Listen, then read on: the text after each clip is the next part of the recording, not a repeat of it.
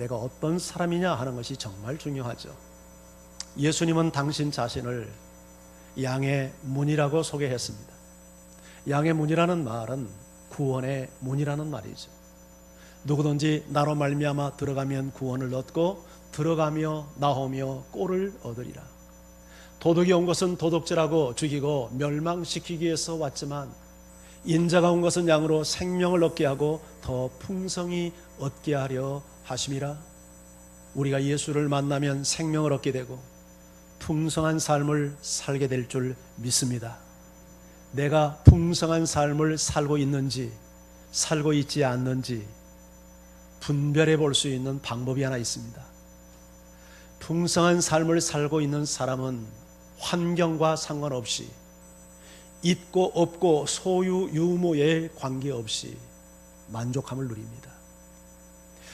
여러분, 풍성한 삶을 사는 것은 환경의 문제가 아닙니다. 풍성한 삶을 사는 것은 성숙의 문제요, 주님과의 관계의 문제인 것입니다. 이런 사람은요, 누가 아냐면 나와 함께 사는 내 가족이 압니다. 내가 정말 예수를 만나서 구원받은 사람인지, 내가 정말 풍성한 삶을 살고 있는지, 그것을 누가 증명해 주냐면 나를 가장 완벽하게 잘 아는 내 가족이 그걸 증명합니다. 만약에 내 가족이 나로 인해서 진저리를 치고 정말 나로 인해서 불행을 느끼고 행복하지 못하다면 틀림없이 당신 자신은 풍성한 삶을 살고 있지 않는 것입니다. 정말 내가 풍성한 삶을 살고 있다면 누구보다도 나와 함께 사는 내 가족들이 나로 인해서 만족을 얻고 행복해지고, 아, 예수님은 저런 분인가 보구나, 나를 통해서 예수님의 모습을 보고 예수를 만나는 그런 축복의 통로가 될 수밖에 없습니다. 예수님이 이것이 이 땅에 오신 목적이기도 합니다. 여러분, 예수 안에서 풍성한 삶을 사는 사람은요, 나를 만나는 사람들을 힘들게 하지 않습니다. 절대 에너지를 고갈시키지 않습니다. 이런 사람은 누구를 만나든지 활력을 줍니다. 에너지를 줍니다. 새 힘을 얻게 합니다. 이것이 풍성한 삶을 사는 모습입니다. 예수님이 이런 삶을 우리에게 살게 하시기 위해서 이 땅에 오신 것입니다. 예수를 믿는다는 것은 이렇게 사는 것입니다. 한마디로 천국의 삶을 사는 것이죠. 이와 같은 은혜가 여러분과 함께하기를 주의 이름으로 축원합니다. 예수님이 구원의 문이라고 한 것은 우리가 하나님 앞에 갈 수 있는 유일한 문이라는 의미입니다. 구약 성막을 배경으로 해서 한 말씀이죠.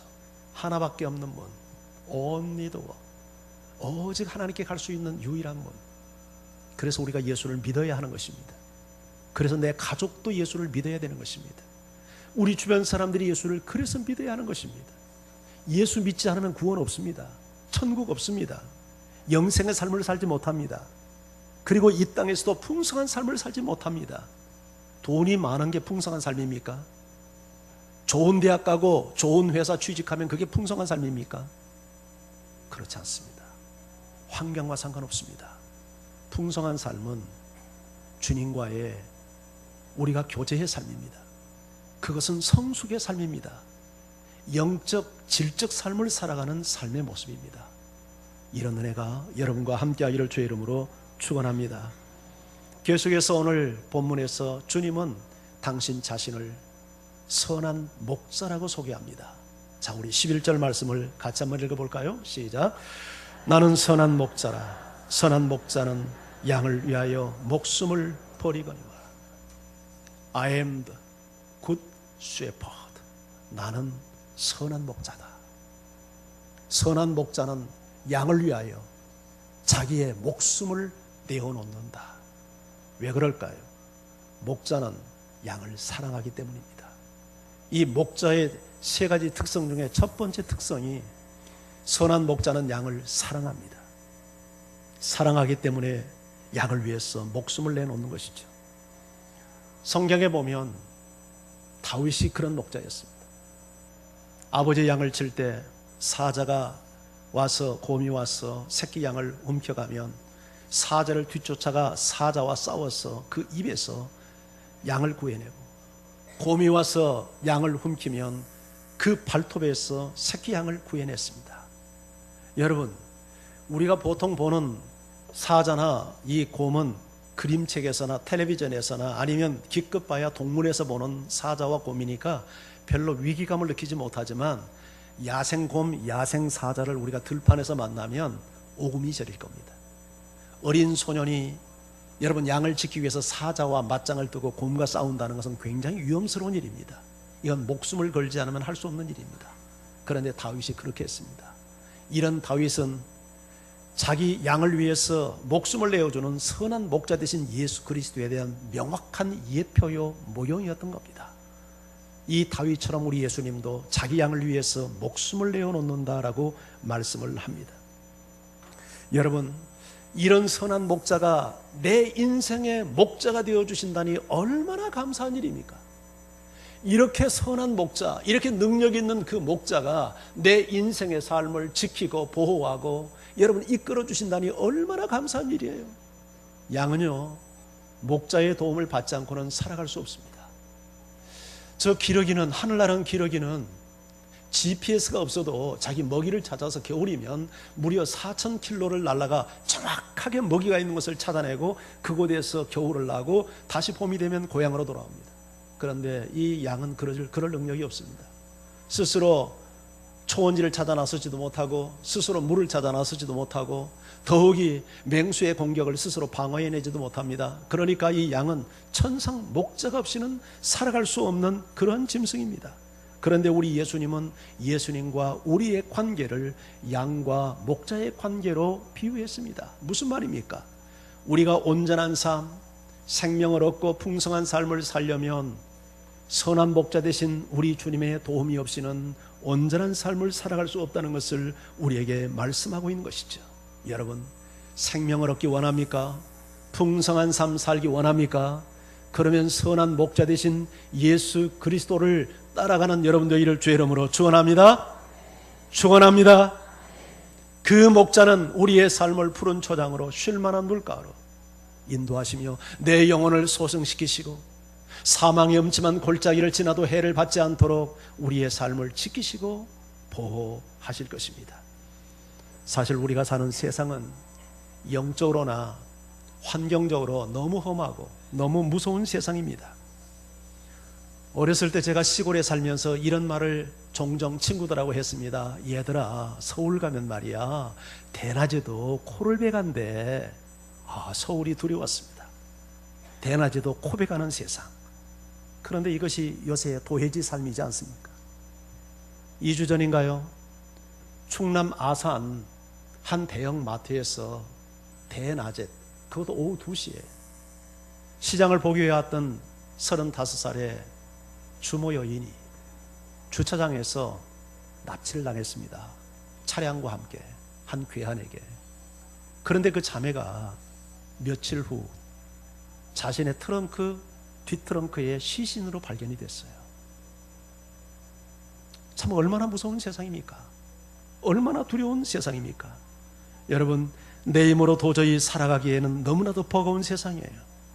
선한 목자 되신 우리 주님의 인도하심과 보호하심이 없이는 바른 삶을 살 수 없어요. 여러분, 돈 많으면 정말 행복할까요? 사회적 지위가 정말 높아지면 행복할까요? 그런데요, 그런 사람일수록 불행할 가능성이 높습니다. 왜냐하면 돈 많고 실력 있고 자기 누리고 싶은 것을 다 누리고 살면 반드시 사람은 죄를 짓도록 돼 있고 죄를 지면 절대 행복하지 못하거든요. 그건 믿는 사람이나 믿지 않는 사람이라 예외가 될 수 없어요. 내 명철을 의지하고 내 지혜를 의지하지 않고 내 인생의 선한 목자 되신 주님을 따라가는 여러분 되기를 주의 이름으로 축원합니다. 선한 목자 되신 예수님은 우리를 얼마나 사랑하는지 우리를 사랑해서 당신의 생명까지 내어주신대요. 왜 우리를 사랑해서 당신의 생명을 내어주실까요? 이사야 선지자가 잘 예언했죠. 우리는 다 양 같아서 그릇 행하여 각기 제 길로 갔지만 여호와께서는 우리 무리의 죄악을 그에게 담당시키셨대요. 그가 찔림은 우리의 허물 때문이고 그가 상함은 우리의 죄악 때문이래요. 우리를 죄에서, 우리를 허물에서 구원하기 위해서 예수님이 우리 대신 우리의 죄값을 지불하고 당신의 생명을 내어 주셨던 것입니다. 생명을 내어주는 사랑은 최고의 사랑입니다. 여러분, 무엇을 우리가 사랑하는 사람을 위해서 줄 수 있겠어? 돈도 줄 수 있고 집도 줄 수 있고 문서도 줄 수 있지만 생명을 주는 일은 부모와 자식 간에도 이거 쉬운 문제가 아닙니다. 자식 위해서 정말 목숨 내놓을 수 있겠습니까? 나는 솔직히 목사지만 자신 없습니다. 내가 자식을 위해서 대신 죽을 만큼 자신이 없어요. 욕하지 마세요. 목사가 무슨 저런 목사가 있냐? 그런데 저는 실력이 그거밖에 안 됩니다. 솔직히 난 내 자식을 위해서 내가 대신 목숨을 너 줄 수 있겠냐? 그때 가서 어떻게 헷가닥 해가지고 은혜가 임한다든지 해서 그때 가보면 어떨지 모르겠지만 지금 설교하는 이 시간의 심정 가지고는 못할 것 같아요. 뭐 욕을 해도 어쩔 수 없어요. 그런데 우리 주님이 생명을 내어줬어요. 죄인된 나를 살리려고. 여러분, 그 사랑은 어떤 사랑인가? 완전한 사랑입니다. 우리가 도무지 이해할 수 없는 사랑입니다. 그렇기 때문에 그 사랑은 영원하고 변함이 없습니다. 우리 자매님들 한번 물어보세요. 결혼 왜 했죠? 프로포즈 받고 결혼했죠. 프로포즈 받을 때 뭐라고 했죠? 뭐 이 검은 머리가 뭐 흰 머리, 팥뿌리가 될 때까지 뭐 사랑한다나? 뭐 그렇게 해서 속아서 결혼했잖아요. 근데 정말 그렇게 사랑합니까? 변하는 사랑은요, 완전한 사랑 아닙니다. 진정한 사랑은 영원합니다. 진정한 사랑은 변함이 없습니다. 그래서 예수님의 사랑은 예나 지금이나 동일합니다. 2000년 전 십자가상에서 쏟아주신 그 사랑은 지금도 질이나 함량이 있어서 전혀 차등이 없습니다. 지금도 당신을 사랑합니다. 사도 바울은 이러한 이유 때문에 지금도 예수 그리스도는 하나님의 보좌 우편에서 우리를 위해서 지금도 중보기도 하신다. 그것이 사랑이라고 얘기합니다. 그것이 사랑이래요. 성령을 보내서 지금도 우리를 모든 진리 가운데로 인도하시고 창조의 목적, 구원받은 목적에 합당한 삶을 살도록 지금도 성실하게 우리를 위해서 다스립니다. 이것이 우리를 향한 변함없는 주님의 사랑이라고 로마서에서 에베소서를 통해서 우리에게 설명합니다. 그래서 바울은 이렇게 외칩니다. 로마서 8장 35절, 누가 우리를 그리스도의 사랑에서 끊으리요? 환난이나 곤고나 박해나 기근이나 적신이나 위험이나 칼이랴. 우리를 향한 그리스도의 사랑에서 무엇이 끊을 수 있으리요? 이 끊을 수 없다는 얘기죠. 환난, 기근, 박해, 적신, 위험, 칼, 그 어떤 것도 끊을 수 없다면 그 무엇으로도 우리를 향한 주님의 사랑에서 끊을 수 없다는 얘기예요. 그래서 37절에 이렇게 이야기합니다. 이 모든 일에 우리를 사랑하시는 이로 말미암아 우리가 넉넉히 이기느니라. 이 모든 일은 환난, 곤고, 박해, 기근, 적신, 위험, 칼, 이 모든 어떤 것도 우리가 주님의 사랑 때문에 이길 수 있다는 얘기죠. 우리가 이렇게 주님의 사랑을 받고 살아가는 사람들입니다. 사랑하는 성도 여러분, 주님은 당신을 사랑하십니다. 그래서 우리는 그 사랑 때문에 세상을 이길 수 있고 환난을 이길 수 있는 것입니다. 오래전에 세계 3대 강 중에 하나인 중국의 양쯔강을 우리 KBS 취재팀이 발원지에서 하류 황하까지 집중 취재를 해서 방영한 적이 있었습니다. 양쯔강의 발원지는 지금 티벳의 꼴라란동이라고 하는 마을이었습니다. 그곳은 해발 6,300m, 그런데 한라산의 높이 3배가 되는 그 높은 고지에 사람들이 살고 있어요. 지구상에서 가장 높은 고원지대에 사는 사람들이라고 합니다. 그런데 KBS 취재팀이 그곳에서 양을 치며 살아가는 42살의 까르마라고 하는 사람을 취재를 했습니다. 자, 그 밤의 온도는요 영하 20도까지 내려갑니다. 얼마나 추운지 취재팀들이 텐트 안에서 지내면서도 오돌오돌 떨 정도로 추웠고 카메라가 추위 때문에 얼어서 작동이 안 될 정도로 날씨가 추운 날씨예요. 그런데 저녁에 되니까 이 까르마 씨가 모포 한 장을 들고 집을 나가는 거예요. 취재팀이 어디를 가는가 따라가 봤더니 양의 우리로 들어가는 겁니다. 그리고 양의 우리에서, 텐트 속도 아닌 양의 우리에서 그 추위에 모포 한 장을 둘러쓰고 양과 함께 잠을 자는 거예요. 그래서 물었습니다. 왜 여기서 잠을 자는가? 대답은 딱 간단했습니다. 양을 지키기 위해서. 가끔 그 고산지대에 맹수들이 나타나서 양을 물어가는 습격이 종종 일어난답니다. 그 맹수의 습격으로부터 양을 보호하기 위해서 이 까르마, 이 목자는 양과 함께 그 밤을, 그 추위에 못 판장을 덮고 밤을 지새는 겁니다. 혹한의 고원지대에서 맹수의 습격이 있지만 양들이 평화롭게 밤을 보낼 수 있는 것은 그 추위에도 자기 몸을 도사리지 않고 몸을 던져서 양을 지키는 목자의 희생이 있기 때문에 양들이 그런 평화를 누리게 될 것입니다. 이 까르마시의 모습은 마치 양을 사랑하여 당신의 목숨을 내어주신 우리 예수님의 모습을 연상하게 하는 모습이 아닐까요? 그런데 우리는 그 사랑을 솔직히 다 이해하지 못합니다. 왜냐하면 이미 우리가 타락한 죄성을 지니고 있기 때문입니다. 그래서 바울이 에베소 교회의 성도들을 향하여 기도하면서 이렇게 기도합니다. 너희가 그리스도의 사랑을 알되 그 너비와 길이와 높이와 깊이가 어떠한 것을 깨달아 하나님의 모든 충만하신 것으로 너희에게 충만하기를 구하노라. 예수 그리스도의 그 사랑의 넓이, 깊이, 높이, 그 길이를 네가 알았어. 그 사랑 속에서 부어주신 하나님의 모든 충만함으로 너희가 충만하게 되기를 구한다는 거예요. 여러분, 풍성한 삶은 그리스도의 사랑을 할 때 누릴 수 있는 거예요. 오늘도 여러분의 마음속에 그리스도의 생명을 내어주시는 그 깊은 사랑, 그 넓은 사랑, 그 오묘한 사랑, 그 높은 사랑 깨달아서 하나님의 모든 풍성함이 여러분에게 거하는 은혜를 누리기를 주의 이름으로 축원합니다. 자, 그런데 예수님은 이렇게 말씀합니다. 내가 양을 위해서 목숨을 버리는데 누가 빼앗아서 버리는 게 아니라 자원해서 스스로 버린다고 말합니다. 18절 말씀 같이 한번 읽어봅니다. 시작. 이를 내게서 빼앗는 자가 있는 것이 아니라 내가 스스로 버리노라.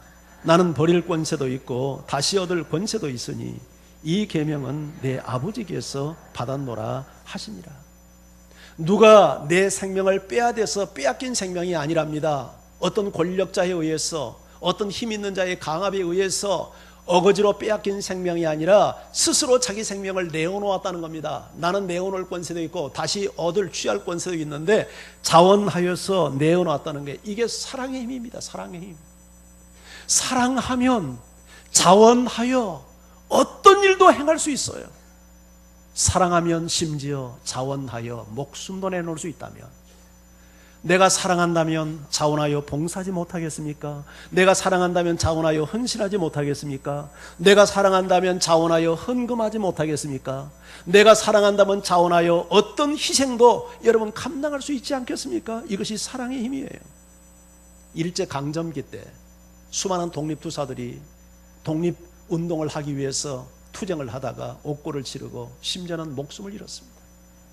수많은 우리 민족들이 독립만세를 부르고 항일운동하다가 여러분 곤욕을 치렀습니다.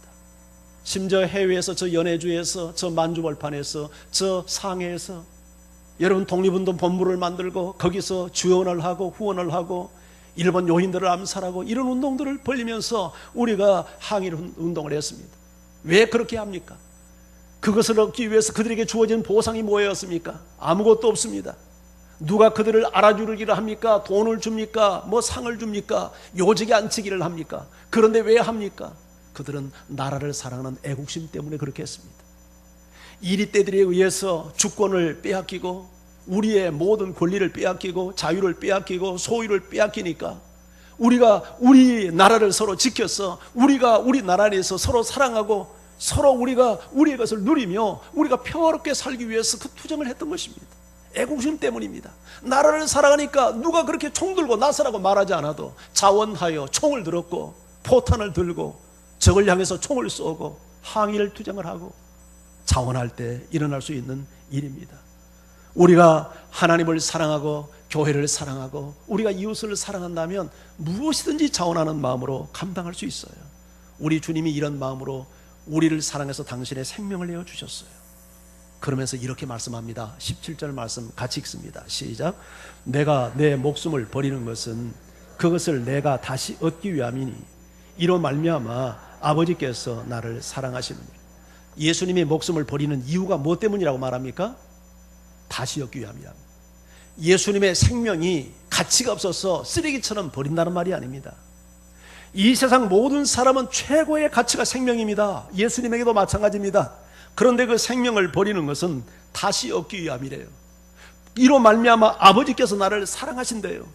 예수님은 당신의 생명을 내어줌으로 진정한 생명을 다시 얻었고 아버지의 사랑을 얻었고 수많은 백성들의 인류의 생명을 다시 얻었어요. 그걸 위해서 예수님은 당신의 생명을 내어주는 거예요. 이것이 하나님의 존재 방식이고 인간이 행복하게 살아가는 삶의 원리예요. 아멘입니까? 나를 내어주는 것이, 나를 버릴 줄 아는 것이, 나를 희생할 줄 아는 것이 우리 사회를 건강하고 우리 공동체를 건강하게 만드는 삶의 원리란 말이죠. 우리 몸에는 10조 개에 이르는 어마어마한 세포가 있답니다. 그런데 이 세포가 전부 독립적으로 존재하는 게 아니라 상호 연대를 하고 결합을 하고 손에 손을 맞잡고 그렇게 해서 다른 세포들을 서로 도와가면서 그렇게 우리 몸의 건강을 지킨답니다. 외부에서 적이 들어옵니다. 나쁜 균이 들어온다거나 바이러스가 침투해 들어오면 이 세포들이 연합을 하고 연대를 해서 함께 전쟁을 치른답니다. 서로 세포끼리 서로 도와주면서 서로 적을 몰아내는 전쟁을 함으로 우리 몸을 지켜낸대요. 그런데 우리 몸에는 이렇게 좋은 세포만 있는 게 아니라 아주 나쁜 세포도 있답니다. 다른 세포가 어떻게 살아가는지 어떤 위험에 처해 있는지 전혀 관여하지 않고 자기 자신만 챙기는 이기주의적인 세포가 우리 몸 안에 있대요. 다른 세포를 돕지 않을 뿐만 아니라 심지어 다른 세포를 빼앗기까지 하는 세포, 다른 세포가 먹는 영양분을 자기가 빼앗아 먹어서 다른 세포를 병들게 하거나 죽이게 하는 세포, 이 세포를 암세포라고 합니다. 이 암세포가 자기 배만 채우고 자기만 알고 다른 세포에 어떻게 됐든 자기만 배부르면 된다고 해서 이기적으로 그렇게 살면 그 세포 행복하고 잘 살 수 있을까요? 그러지 않습니다. 이렇게 해서 계속 건강한 세포를 죽여가면 결국 자기가 사는 환경도 스스로 무너뜨려서 암세포도 함께 죽고 맙니다. 우리가 함께 우리의 모든 책임을 다하려면 서로 세포들끼리 서로 다른 세포를 도와서 다른 세포가 아플 때 건강하게 해주고 적이 들어오면 서로 힘을 모아서 막아주고 이렇게 해서 상호 협력을 해야 좋은 세포가 돼서 몸도 건강하고 그 세포가 오래 장수하는데 다른 세포 막 잡아먹고 빼앗고 행패 부리고 자기밖에 모르고. 여러분, 우리 이것이 인생을 사는 비결이에요.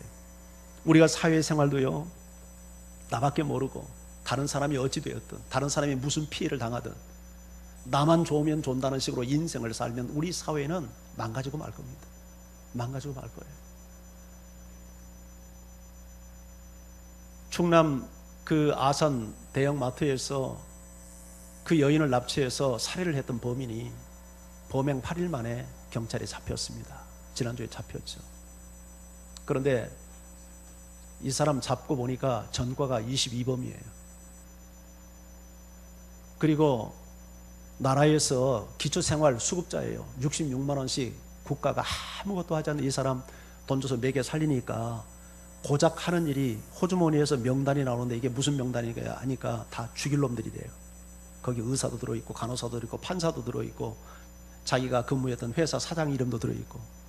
그래서 판사는 왜 죽이려고 했더니 억울하게 자기가 형량을 많이 때려가지고 죽이려고 그러고, 의사는 왜 죽이려고 그러냐 그랬더니 의사는 자기가 돈 없다고 진료 안 해주고 내쫓아서 죽이려고 하고, 간호사는 왜 죽이려고 했냐 그랬더니 친절하게 안 해서 죽이려고 하고.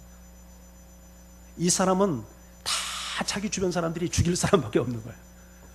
그리고는 여기다가 혁대를 이렇게 허리에 차고 거기다가 식칼을 품고 다니고 호주머니에도 이 칼을. 완전히 암세포 아닙니까? 암세포. 잡혔을 때 나는 잘못한 것 없다. 나는 오래 살아야 된다. 왜 오래 살아야 돼요? 여러분, 이런 사람은 완전 사회 암세포죠. 우리가 사회생활을 할 때도 그런 마음 가지고 살면 안 돼요. 여러분, 교회 생활도 이렇게 하면 안 돼요. 교회 생활을 하면서도 다른 지체에 한번 섬길 줄도 모르고 베풀 줄도 모르고 나눌 줄도 모르고 오직 하나님과 나와의 관계만 하고 교회가 어떻게 되든지 다른 사람이 무슨 고통을 당하는지 도울 줄도 모르고 기도해 줄 줄 모르고 신방 한번 할 줄도 모르고 그렇게 살면 그건 암세포예요. 암세포. 그렇게 살면 내가 잘 될 것 같지만 절대 잘 되잖아요. 다른 사람이 헌신과 희생 속에서 세운 아름다운 영적 분위기 속에서 은혜의 단물만 빨아먹고 나는 아무것도 헌신하지 않으면 그건 암세포예요. 절대 그런 사람들을 통해서 좋은 교회가 만들어질 수 없는 거죠. 섬겨야죠. 서로 헌신해야죠. 희생해야죠. 나보다 약한 사람을 도와야죠. 할렐루야. 이렇게 신앙생활하는 여러분 되기를 주의 이름으로 축원합니다. 두 번째, 선한 목자는 양을 압니다. 양을 알아요. 자, 우리 14절 15절 말씀 같이 읽습니다. 함께요. 시작.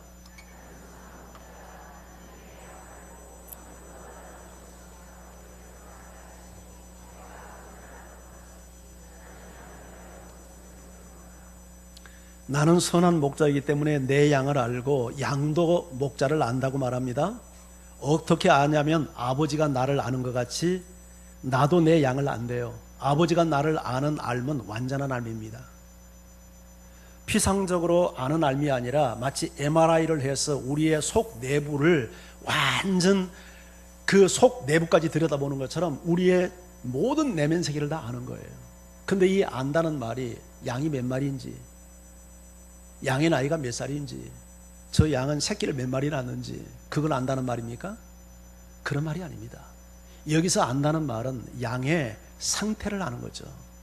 양은 무엇을 좋아하는지, 무엇을 싫어하는지, 어떨 때 양이 기분 좋아하는지, 어떨 때 두려워하는지, 양의 건강 상태는 어떤지, 양은 무엇을 먹고 싶어 하는지, 무엇을 싫어하는지, 양은 지금 어떤 마음의 상태를 갖고 있는지 그걸 안다는 거예요. 근데 우리 예수님이 그와 같이 우리를 안답니다. 우리의 모든 내면을 안대요. 우리 개념에는 개로 좀 이야기하면 좋을 것 같아요. 개를 좋아하는 분들은 개와 대화를 합니다. 우리 그 사돈마님은 개를 좋아하니까 개를 보면 길 가는 개도 막 가서 이렇게 막 끌어안아주고 쓰다듬어주고 아이고 예뻐 이렇게 그냥 사랑도 고백하고 심지어 어떤 경우는 막 끌어안고 뽀뽀도 하고 합니다. 이렇게. 참 개를 너무너무 좋아해요. 근데 이번에 제가 이제 러시아 그 블라디보스토크에 갔을 때 그 선교사님 사모님도 개를 참 좋아하더라고요. 아주 완전 그 집도 개판이에요 보니까. 그 라키, 또 해피, 또 한 마리 밖에 있는 개를 3마리나 키우더라고요. 2마리는 방 안에서 키우고 1마리는 밖에서 키워요. 근데 이 라키라고 하는 이 개 이놈은 아주 참나 희한한 놈이에요. 나 그런 개는 처음 봤어요. 개하고요 사모님하고 대화를 하는 거예요. 그러면서 얘가 찬송을 한대. 찬송을. 그래서 에이 뭐 무슨 개가 찬송을 해요 그랬죠. 시범을 보이더라고. 시범을. 라키 이리 와. 개를 딱 이렇게 세우니까 이제 아빠를 탁 들어가지고 그 개 엄마한테 탁 아빠를 맡기고 엄마가 그 앞에서 이제 개 발을 붙들고 찬양을 합니다. 나의 등 뒤에서 나를 도우시는 주. 찬양을 하니까 이 라키가 목을 쭉 빼더니 그런 게 봤어요? 이거 완전 세상에 이런 일이 나와야 할 게예요. 제가 얼마나 놀래요. 나 그런 게 처음 봤거든요. 그러니까 그 개엄마가 뭐라고 하냐면 마음으로 찬양해. 마음으로 하니까 장르가 더 바뀌는 거 있죠. 음이 바뀌어요. 음이. 마음으로. 그리고 개들이 하는 행동을 전부 다 통역을 해요. 저가 지금 개가 저 무슨 짓 한다? 다 알아요. 정말 그 개 엄마가 개를 알고요. 개가 그 개 엄마를 알아. 찬양하자니까 찬양을 해요. 언제 그 개 한번 데려와서 우리 시험은 그 핸드폰에 찍었거든요. 제가 한번 필요하다면 보여드릴게요. 우리 예수님과 우리 사이가 우리의 모든 것을 다 압니다. 여러분, 그래서 나를 알기 때문에 나는 선한 목자라 내 양을 알기 때문에 내 목숨을 버린다. 이 말이 무슨 말이에요? 내 양, 나의 약점을 알고 나의 한계를 알고 피로를 알고 눈물을 알고 나의 슬픔을 알고 근심을 알고 기도 제목을 알고 내가 왜 그렇게 두려워하는지, 내가 왜 울고 있는지, 내가 왜 그렇게 정말 모든 부분에서 기진맥진이 하는지 주님이 아신다는 거죠. 그래서 우리 필요를 채워주신다는 거예요. 나를 아시는 그 주님, 여러분 바라보고 힘내시기를 주의 이름으로 축원합니다. 여러분, 우리가 정말 이 세상을 살아가면서 주님이 나를 위해서 이렇게 다 알아준다고 할 때 용기를 냅니다. 그런데 사람들이 그래요. 이렇게 세상 살면서 참 세상살이가 이렇게 힘이 들고 만만치가 않잖아요. 세상 인생의 삶은 순례자입니다. 순례의 길은 힘들고 고달퍼요, 언제나. 자, 그런데 한번 물어볼게요. 정말 일이 힘이 들어서 힘이 든 겁니까? 아니면 힘들게 살아가는 이 형편과 처지를 알아주는 사람이 한 사람도 없어서 진짜 힘이 든 겁니까? 전자입니까? 후자입니까? 우리의 경우는 대부분 후자입니다. 내가 처한 상황에 힘이 들어서 힘이 드는 경우도 있지만 그것 때문에 거의 자살하는 사람은 없어요. 그런데 이렇게 힘들게 살아가는데 내 형편과 처지를 알아주는 사람이 한 사람도 없다는 이 고독감, 이 외로움 때문에 사람들은 자살을 하는 겁니다. 어떤 엄마가요, 남편이 교통사고로 죽었어요. 근데 교통사고로 죽는데 교통사고를 당해서 죽은 게 아니라 교통사고를 내고 죽었어요. 그래도 피해자에게 보상을 해야 되기 때문에 가진 재산을 다 털어서 죽어도 부족했어요. 그래서 길거리에 나앉았는데 두 아들, 큰아들이 초등학교 3학년 아이고 둘째가 초등학교 1학년이에요. 그 어린 아이들을 데리고 길거리에 나앉으니까 얻은 사람이 아는 사람이 올 때 갈 데 없이 길거리에 나앉으니까 불쌍해서 옥탑밥을 그냥 월세로 형편되는 대로 내라고 해서 옥탑밥을 하나 줬어요. 그러면서도 아직도 다 해결하지 못한 부채를 갚기 위해서 이 엄마는 이른 아침부터 밤늦은 시간까지 투잡 쓰리잡을 뛰면서 일을 해야 했어요. 살림은 마지 3살짜 이 3학년, 초등학교 3학년인 영호가 맡아서 했어요. 그날도 아침에 나가면서 쪽지 하나를 남겨서 영호야, 엄마가 콩 불려놨다. 콩이 다 불었으면 간장 붓고 졸여서 반찬으로 해라. 그리고 그런 생활을 하면서 저녁에 들어오는데 너무 삶이 지치는 거예요. 내가 이렇게 이런 삶을 꼭 살아야 되나? 삶의 줄을 놓아야 됐다고 생각을 했어요. 눈에는 눈물이 고이고 그 눈물이 맺힌 눈으로 잠자고 있는 두 아들을 바라다 보는데 큰아들 영호의 머리맡에 쪽지 하나가 보이는 거예요. 그래서 펼쳐봤더니 영호가 엄마한테 보낸 편지였어요. 편지 내용은 이런 거였어요. 엄마가 일러준 대로 콩에 간장을 붓고 졸였는데 동생이 짜서 못 먹겠다고 짜증을 부려서 너무 속상했어요. 죄송해요. 내일은 저를 꼭 깨워서 방법을 가르쳐 주세요. 엄마 피곤하죠? 엄마 고생하는 거 우리도 다 알아요. 건강하세요. 엄마 사랑해요. 먼저 잘게요. 영어의 쪽지를 본 엄마는 통곡하고 말았어요. 그 어린 것이 엄마가 고생한다는 거 알아둔다는 그 한마디 때문에 설명할 수 없는 어떤 서름과 함께 뭔가 힘을 얻은 거예요. 그리고 저 어린 것들, 엄마 고생하는 거 알고 있던 저 어린 것들 남겨두고 내가 잠시나마 죽을 생각한 것이 너무 부끄러워서 울었던 거예요.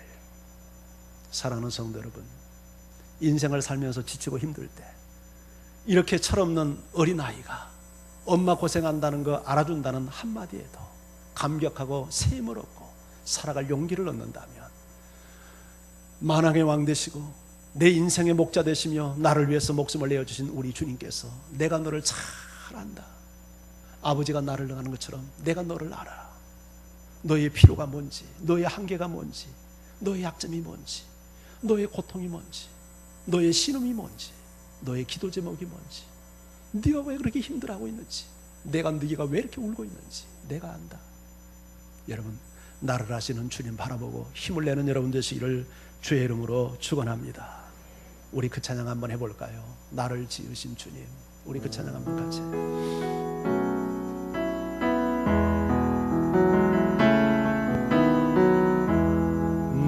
나를 지으신 주님, 내 안에 계셔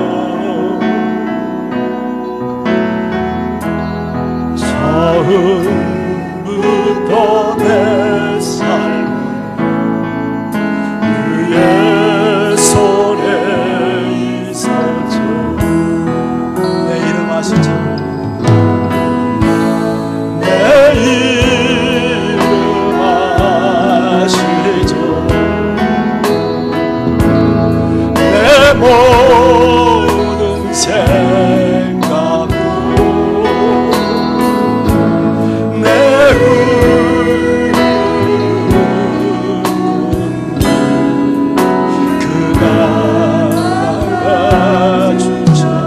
다시 한번 고백해봐요. 나를 지으신 주님, 나를 지으신 주님, 그 주님은 내 안에 계셔요. 내 안에 계셔.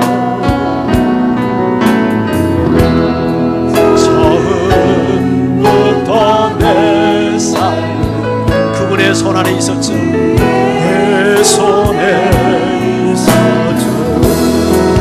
우리 주님은 내 이름 아셔요. 내 이름 아시죠. 내 모든 생각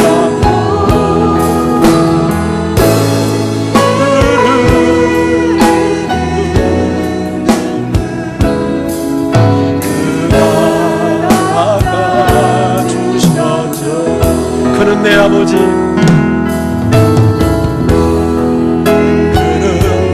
내 아버지. 난 그분의 소유예요. 난 그의 소유.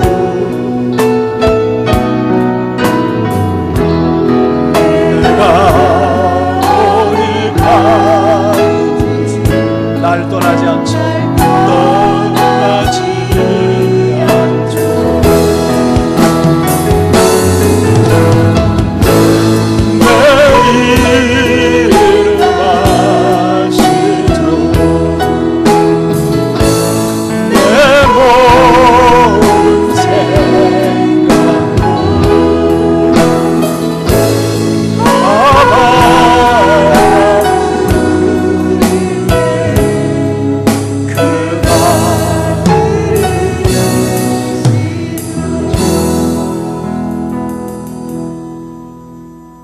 아시는 주님, 내 존재를 아시고 형편을 아시고 숨겨진 나의 근심과 고민을 아시는 주님, 그 주님께서 여러분을 도와주실 줄 믿습니다.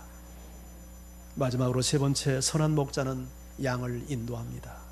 16절 성경 같이 읽어봅니다. 시작. 또 이 우리에 들지 아니한 다른 양들이 내게 있어 내가 인도하여야 할 터이니 그들도 내 음성을 듣고 한 무리가 되어 한 목자에게 있으리라.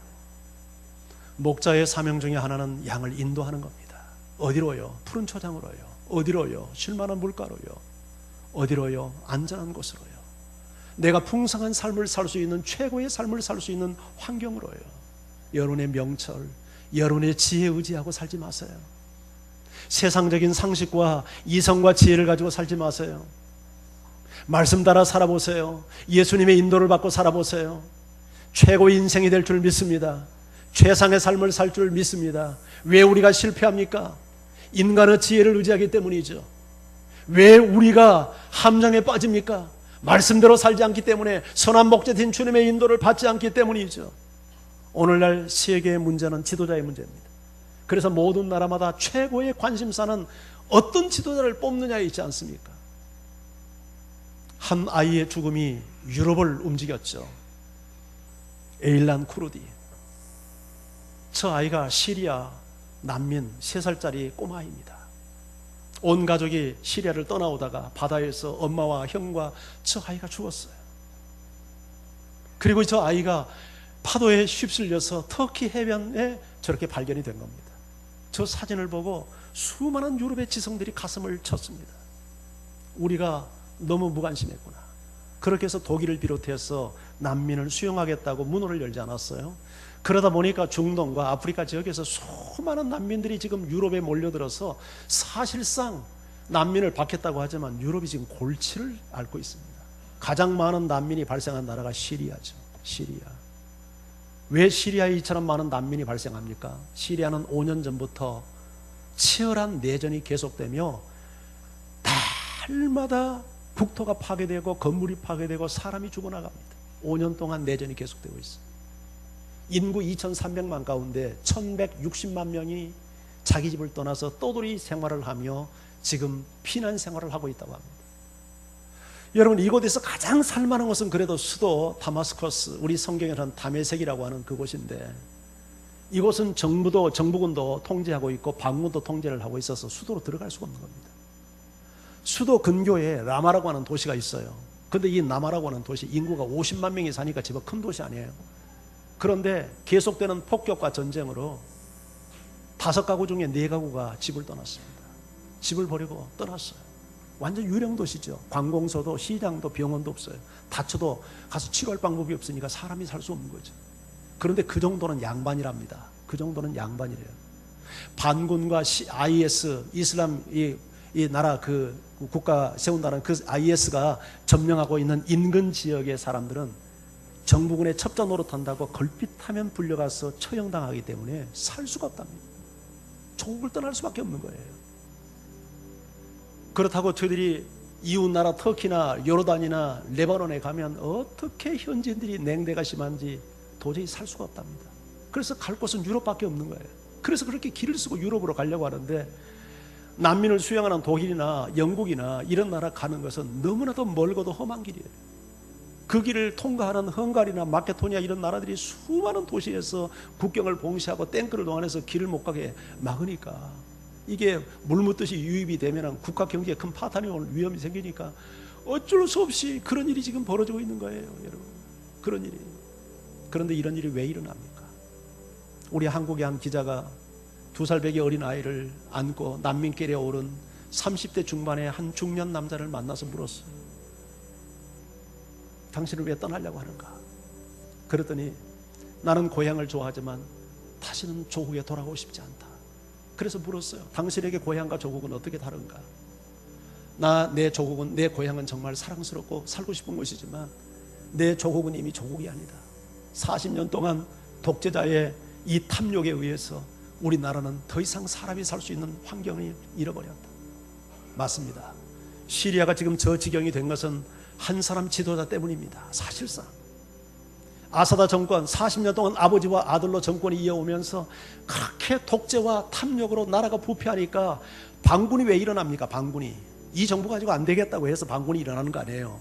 그러면 그렇게 반군이 일어나면 이게 정신이 올바로 백힌 정말 양을 사랑해서 목숨을 내어줄 수 있는 지도자라고 하면 자기가 권좌에서 내려와서 그러면 우리 국민이 다 원하는 지도자를 뽑자 이렇게 나와야 당연한 거죠.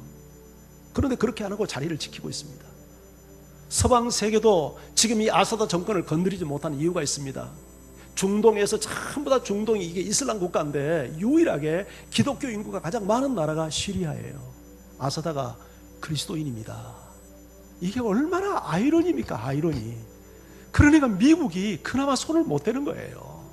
기독교 그래도 국가니까 이게 물러나면 이슬람 정권 100% 들어서거든요. 이것 때문에 손을 못 대는데 이 정신 나간 인간이 말이죠, 그렇게 자기 백성들을 볼모로 삼아가지고 탐욕을 부리고 있는 거예요. 여러분, 시리아의 문제는 싹군 목자 한 사람 때문에 일어나는 저 비극입니다.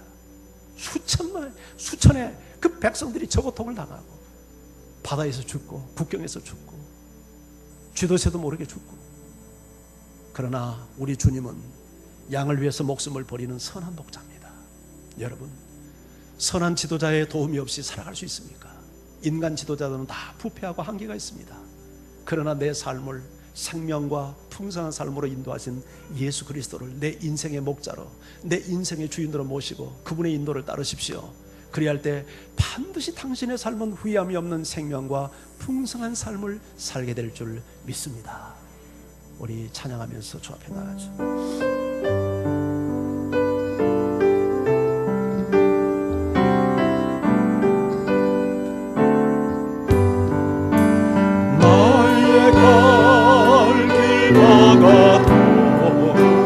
예수 인도하시니 내 주 안에 있는 꿈을 얻으실 말이요